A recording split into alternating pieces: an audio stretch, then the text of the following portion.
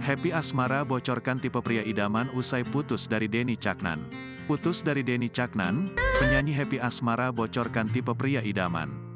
Beberapa waktu lalu, Happy Asmara mengungkapkan masih belum ingin mencari pengganti Denny Caknan.